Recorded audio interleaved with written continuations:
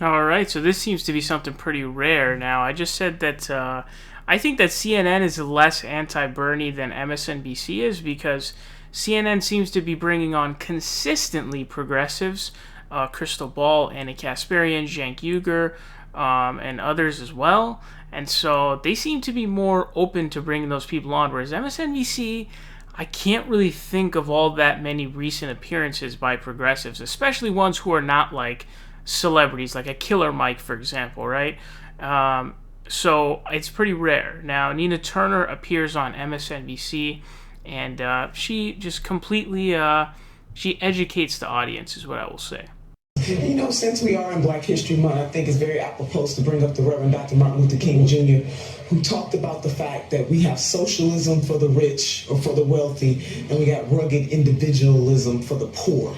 Really, what does democratic socialism mean? It's government of, for, and by the people, putting the focus on the people. Medicare for all, canceling student debt, canceling medical debt, ensuring that people have the opportunity to live a good life, that their material conditions are changed. It is not changing in this country right now. CEOs enjoyed a 900% wage increase while workers barely 5.5%. So what exactly does that word mean? And it really is unfortunate that the vice president is using that as a boogeyman attempt.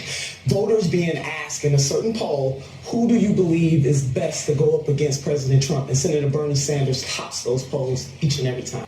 The senator is absolutely correct. Any of the Democratic candidates up there, we know what the president is going to do. He is going to go after them and go after them hard. But this is really about Senator Sanders he has a true vision for this country and has proven himself decade after decade to be the person that stands on the side of the working class from all backgrounds in this country. We can't say the same thing about President Donald Trump. He ran on a faux populism that attracted people all across this country who were hurting. Even in my home state of Ohio, people who were hurting because of bad trade deals of which Senator Sanders voted against the war, did not vote to give this president even more money for the military budget. So when President Trump has to face a true progressive champion, it really is going to be on and popping. So again, going back to what Reverend Dr. Martin Luther King Jr. said, he said, call it what you want, call it democratic socialism, or, and I'm paraphrasing, call it a change in direction of this country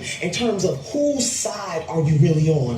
And Senator Sanders is on the side of the everyday people. President Trump is on the side of his multi-millionaire and billionaire friends. Give you one example, Alicia. That same $1.6 trillion tax break that he gave to the wealthiest people in this country, he could have taken that same amount of money and canceled all the student debt in this country.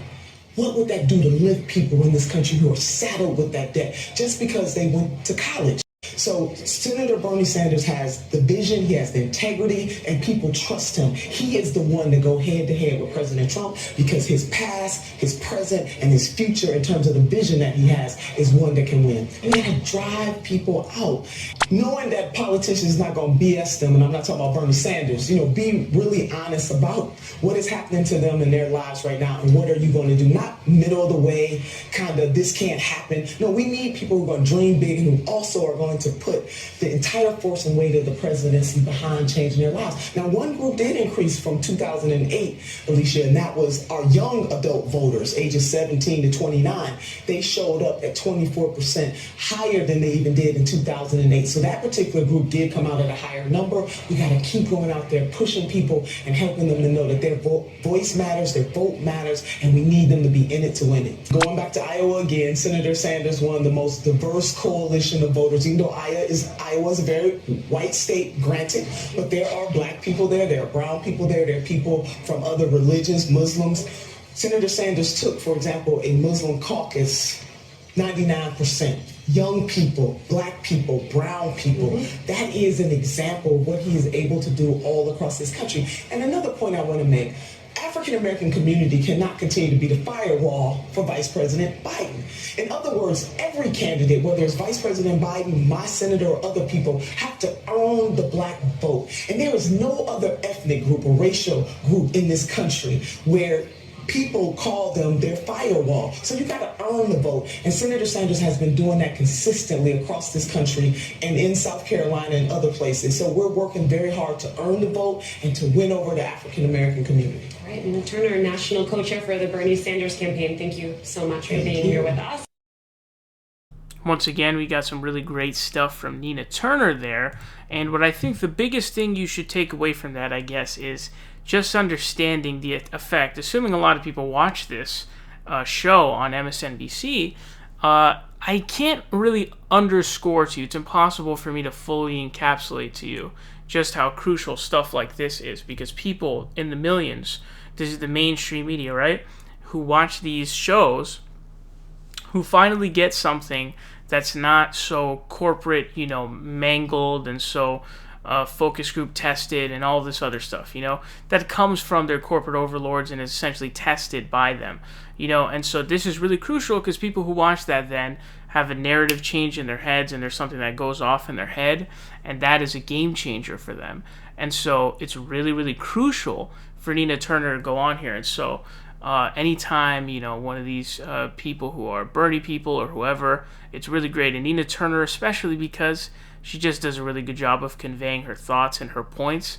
So some of the important points, being that I like how she pointed out how Trump was a faux populist, he was a fake populist. That's a crucial point that people need to hit on, because if you elect someone like a Joe Biden, you're just doing Hillary Clinton all over again. It's the same thing, okay? He's in favor of NAFTA, in favor of the Iraq War, all of this stuff. So people in the Rust Belt are not going to come out for Joe Biden because they know his record on trade the same way that they did that for Hillary Clinton. And so why on earth would you do the same thing over again expecting a different result? It doesn't really make much sense, does it now? So it's important to identify that, because if we don't identify that in the beginning, then we're really going to go nowhere. We're not going to get anywhere. And that is the fundamental issue.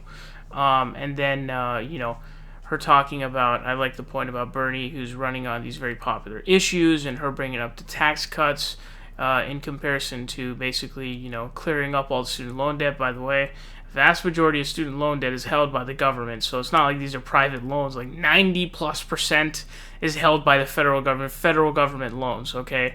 So very easy to cancel that shit when they're the ones owning it, okay? Very, very easy stuff. They just buy it out, essentially. And then, most importantly, I think there was her comment about Bernie Sanders' more diverse coalition. Because a lot of people, there's this narrative, especially on MSNBC, with all the hacks, all the frauds, all the paid shills that they have on there, whether it be Zerlina Maxwell or Joyanne Reed or whatever loser they bring on there who's totally out of touch and is getting paid $10 million a year to appear on these garbage shows. This narrative is pushed by them. And so for her to break that down, Muslims went literally, I think, like virtually 100% for Bernie Sanders. Same thing goes for Hispanics as well. And so Hispanics and Muslims came out in droves for Bernie Sanders in Iowa. He practically swept with Hispanic voters and then also with Muslim voters. And I've been telling you guys, and we know this, that Bernie Sanders is actually leading with Hispanic voters, with the Latino vote, which is really crucial, of course, obviously. And so hopefully the African-American vote will go up for Bernie Sanders, hopefully. So Nina Turner, once again, doing a great job, this time on MSNBC.